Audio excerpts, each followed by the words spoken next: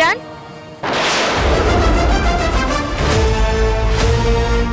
ఆయన నిద్రపోతున్నారు, డిస్టర్బ్ చేయకండి. నాకు చెప్పడానికి నువ్వెవరే? అన్నీ బాగుంటే ఈ ఇంటి కోడలి స్థానంలో ఉండాల్సింది నేను.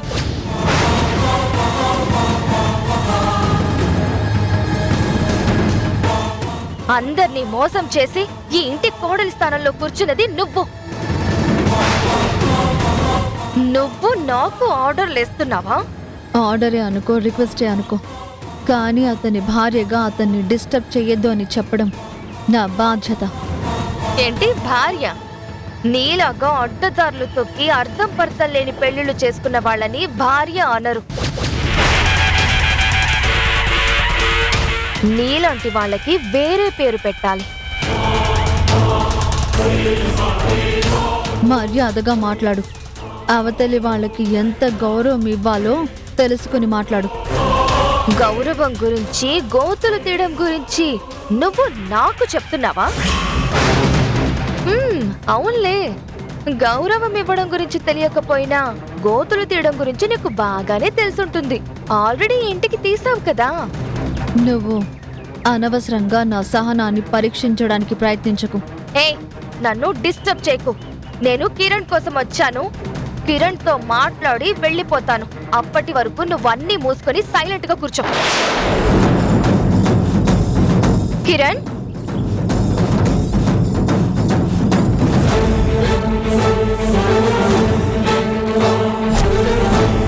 Please leave. Kiran, Kiran, hi. నువ్వు ఇక్కడికి ఎందుకు వచ్చావు? ఏంటి కిరణ్, నేను నీ రూమ్ లోకి రాకూడదా? దూరం జరుగు, దూరం జరుగు, దూరం జరుగు. ఏమండి? ఏమండి? ఏమండి? నిన్ను ఎత్తుపోవడానికి వచ్చింది. ఏమండి? దూరం వెళ్ళు, నీకేం కాదు, నేనున్నాను నువ్వు కదా. నన్ను చాలా అవమానిస్తున్నావు. అసలు నీకేమైంది? ఎందుకు ఇలా బిహేవ్ చేస్తున్నావు? మాట్లాడకు, దూరం జరుగు. ఏమండి? షా, నువ్వు భయపడకు. ఇది గండు పిల్లి, నిన్ను ఎత్తుకుపోవడానికి వచ్చింది. ఏంటి? నేను గండు పిల్లినా? ఉషని ఎత్తుకెళ్ళడానికి వచ్చానా? అవును, నువ్వు నా ఉషాని ఎత్తుకుపోవడానికి వచ్చావు. అయితే మాత్రం నేను వదిలేస్తానా?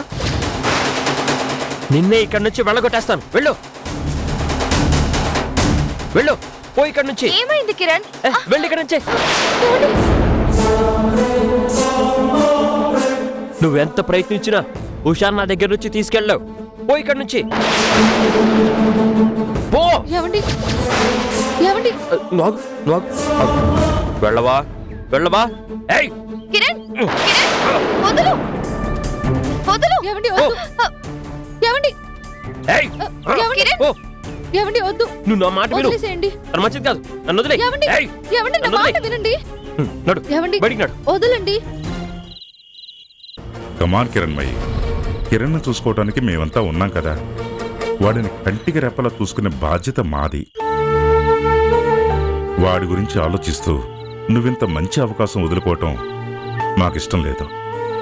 అలా కాదండి, కిరణ్ నీ పరిస్థితిలో వదిలేసి వెళ్తే నేను కూడా అక్కడ మనస్ఫూర్తిగా పార్టిసిపేట్ చేయలేను. మనసంతా ఇక్కడే ఉంటుంది. చూడు, నువ్వు ఒక సాధారణ గృహిణివి కాదు, ఈ సిటీలోనే పెద్ద ఇండస్ట్రియలిస్ట్వి.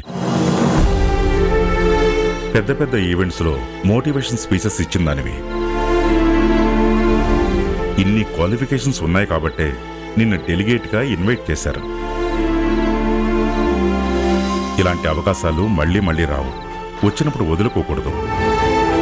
మావయ్య, కిరణ్ కొంట్లో బాలేదు, నేను వెళ్ళను అని అత్తయ్య అంత గట్టిగా చెప్తుంటే వెళ్ళు వెళ్ళు అని ఆవిడ వెంట పడతారేంటి? అసలు ఆ సెమినార్ విలువ, ఆ సెమినార్కి వచ్చే మనుషుల విలువ నీకు తెలియదమ్మా. తెలుసుంటే నువ్వెలా మాట్లాడేదనేవి కాదు. అలాంటి వాటికి ఇన్విటేషన్ వచ్చాయంటే అది చాలా ప్రెస్టీజియస్ ఇష్యూ. అలాంటి అవకాశం వచ్చినప్పుడు వినియోగించుకుంటేనే బాగుంటుంది. మావయ్య గారు, మీరన్నది నాకు అర్థమైంది, కానీ కిరణ్ పరిస్థితి కూడా మనం ఆలోచించాలి కదా. వదినా, ఇది చాలా రేర్గా వచ్చే ఆపర్చునిటీ. అమ్మని డిస్కరేజ్ చేయకు. అమ్మా, నాన్న చెప్పింది నిజం. అంత పెద్ద ప్రోగ్రామ్కి ఇన్విటేషన్ రావటం అంటేనే గ్రేట్ అచీవ్మెంట్. నువ్వు అలాంటి అవకాశాన్ని వదులుకోవటం నాకు అస్సలు ఇష్టం లేదు. వెళ్ళొచ్చు కదమ్మా. అమ్మా, ఇక్కడ కిరణ్ని మేం చూసుకుంటాం. నువ్వు కిరణ్ గురించి ఆలోచించాల్సిన అవసరమే లేదు. నువ్వు ఆ ప్రోగ్రామ్కి వెళ్తే మన కంపెనీల మీద కూడా అందరి దృష్టి పడుతుంది. మార్కెట్లో మన వాల్యూ ఇంకొంచెం పెరుగుతుంది. ఆ యాంగిల్లో నువ్వెందుకు ఆలోచించడం లేదు? మా వరకైతే నువ్వు ఆ సెమినార్కి వెళ్ళటమే మంచిదనిపిస్తుంది. ఇంకొకసారి ఆలోచించు.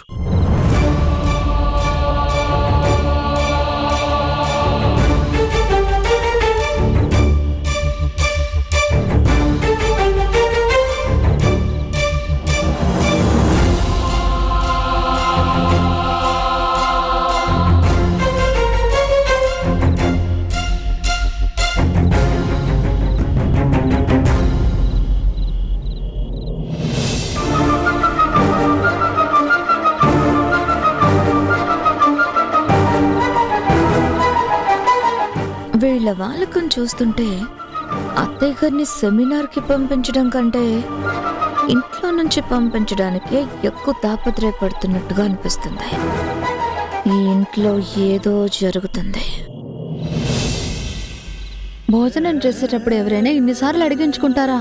ఒక ముద్ద అని ఇందాకటి నుంచి తినిపిస్తూనే ఉన్నాం. ఇంకెన్ని ముద్దలు తినాలి?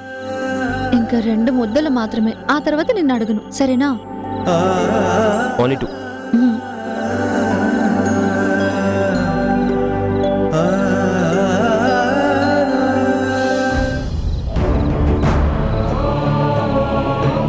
వన్ అయింది, ఇప్పుడు 2.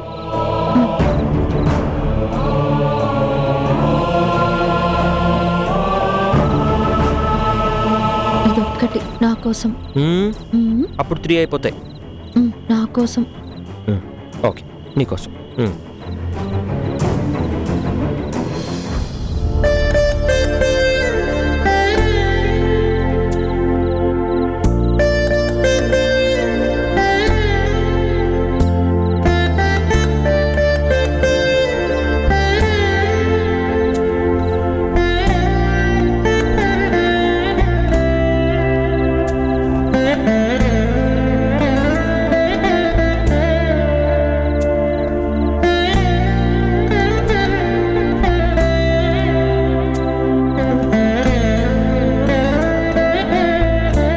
నీకు తెలుసా, సేమ్ మా అమ్మలాగే నాకు అన్నం తినిపించావు. మిమ్మల్ని పెళ్లి చేసుకున్నాను కదా, ఆ పెళ్లితో నాకొచ్చిన బాధ్యత. ఓ, ఉషా, నీకు చాలా విషయాలు తెలుసు.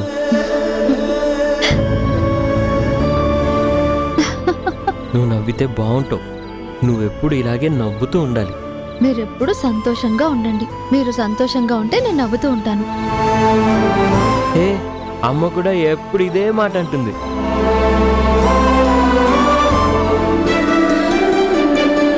నువ్వు వచ్చు మా అమ్మలాగే మాట్లాడతావు. మా అమ్మలాగే ఎప్పుడు నేను సంతోషంగా ఉండాలి అని అనుకుంటావు. ఉషా, నాకు బాధ అనిపిస్తే తోడుగా ఉంటావు, భయం వేస్తే చేయి పట్టుకుంటావు.